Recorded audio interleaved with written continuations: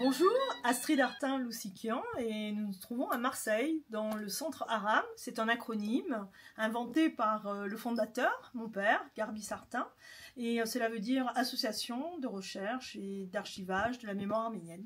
Donc on est basé dans le noyau villageois de Saint-Jérôme qui a accueilli dès les années 27 pas mal de réfugiés survivants du génocide, des réfugiés arméniens, et nous sommes dans un ancien atelier de cordonnerie. Alors, le centre Aram a une vocation tout simplement, donc comme je l'ai dit, d'archivage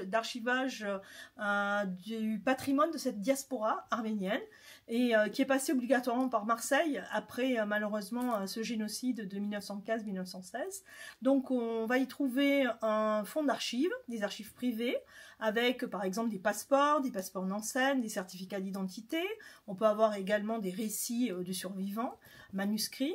On a un fonds photographique qui est véritablement un trésor parce qu'on peut y trouver à la fois des photos d'identité prises à l'arrivée de Marseille, on peut y trouver également des photos familiales, pas mal également de références aux associations compatriotiques qui ont permis cette solidarité entre réfugiés. Et enfin, nous avons également un fonds de sonothèque avec des disques, des 78 tours, des 33 tours, et que vous pouvez trouver gratuitement en ligne. Et également, nous avons énormément de revues. À ce jour, nous avons plus de 700 titres référencés dans l'association Aram. Dans certaines familles, hélas, le seul lecteur qui était donc le grand-père, par exemple, qui lisait l'arménien, et des familles se tournent vers Aram en disant « Est-ce que vous pouvez venir récupérer les livres ?» Et on ouvre une collection. Donc déjà, je pense que pour les familles, c'est intéressant, c'est-à-dire qu'on perpétue un peu la mémoire de leur aïeul, etc.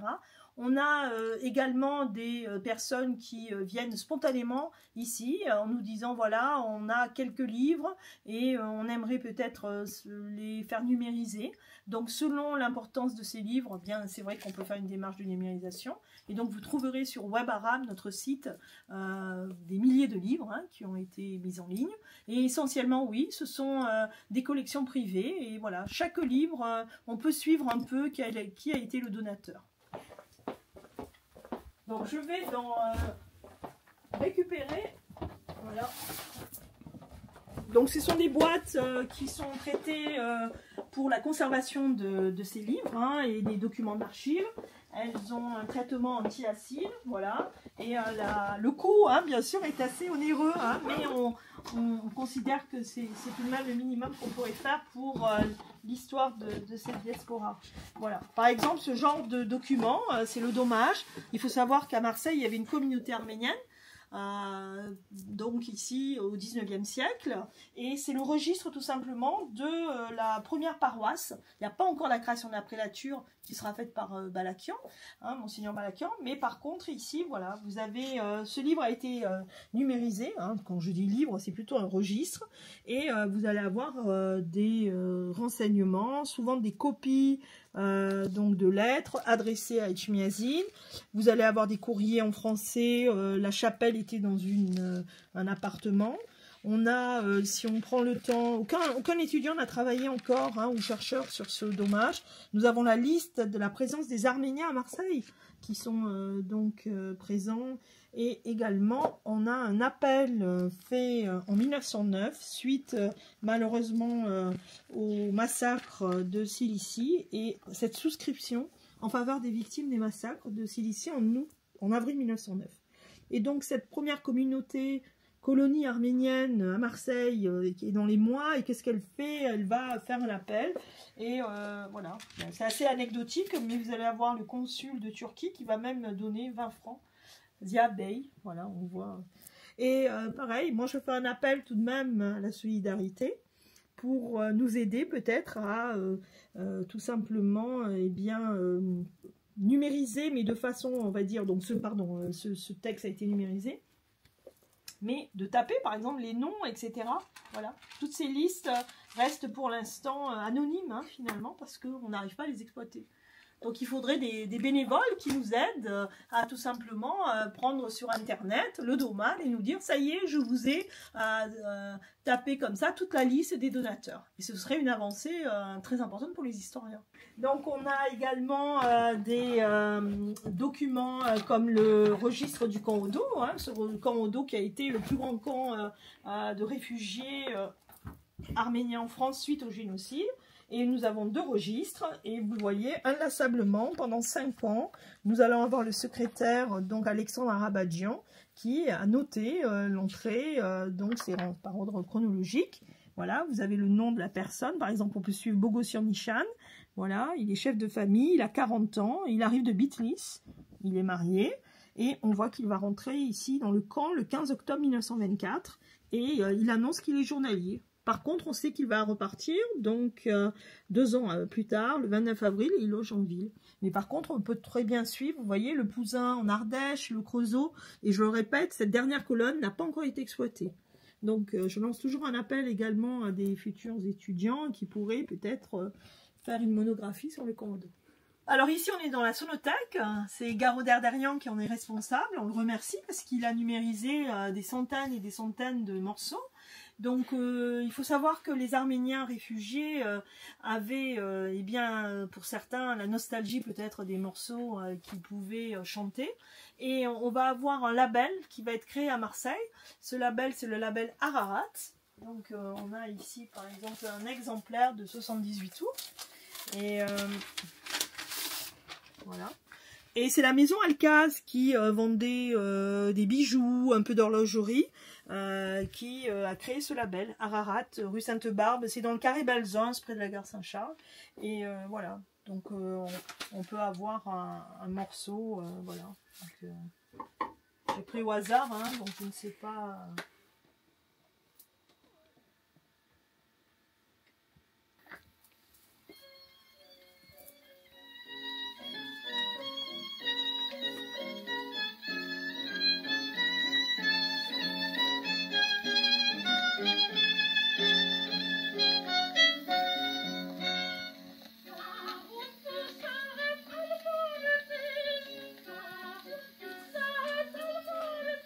Impressionnant. Hein. Ouais. Ça fonctionne comme Très avant. émouvant, Hein. ah bah oui. Donc vous pouvez retrouver ces extraits sur la totalité des disques, hein, pour certains, sur le site web Aram. Donc là vous êtes dans la réserve d'Aram, on y trouve la presse par exemple en langue française. On y trouve également des journaux anciens, c'est le plus dur à conserver. Et enfin, Harach, hein, donc le quotidien, le seul quotidien en langue arménienne qui a été créé en 1925 à Paris par Shavash Misakian. Et nous avons été les premiers à numériser donc Harach, que vous trouvez gratuitement sur notre site Web Aram. Et nous sommes en partenariat également avec la BULAC. Voilà, donc ici on a également énormément de doubles et on remercie Annie, une des bénévoles qui s'occupe également de toutes les revues. Et on est très fiers également, mon père Garbis a été très visionnaire quand il a créé bien sûr cette association.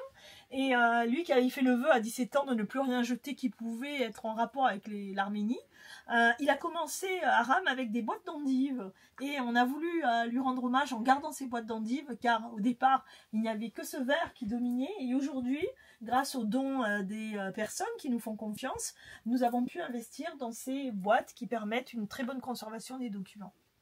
2 bénévoles, Jeannot et Maryse, qui s'occupent de la reliure, donc le mercredi après-midi, le vendredi après-midi.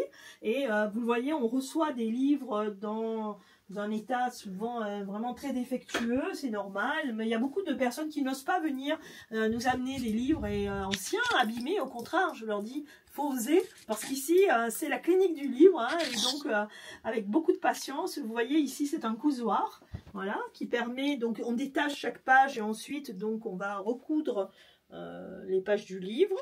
Enfin après, donc il y a avec le travail de papier japonais, etc. On va réparer les pages et surtout après il va falloir faire tout le cadre et c'est ce qu'on fait ici, la couverture. Voilà, une kirke. c'est sur les photographes arméniens. Et on a travaillé à partir de petites photos. Et donc, Tamal, elle a fait quelque chose de remarquable. Hein, tu vas voir. Donc, petites photos, il faut imaginer, c'était en plein Covid. Et on a fait une expo en plein air sur 20 portraits des années 30. Et on n'a pas voulu montrer des Arméniens, peut-être... qui étaient dans une posture malheureuse. Au contraire, ça faisait déjà pour certains 5 ans, 6 ans qu'il était à Marseille. Donc lui, c'est un des photographes arméniens. Voilà, et on remercie Tamal Sarkisian hein, qui s'est occupé de travailler ses photos et au contraire, elle a gardé un peu presque la texture voilà, de ces femmes. Et Balakian, voilà. Avec, oui, Studio Manouk.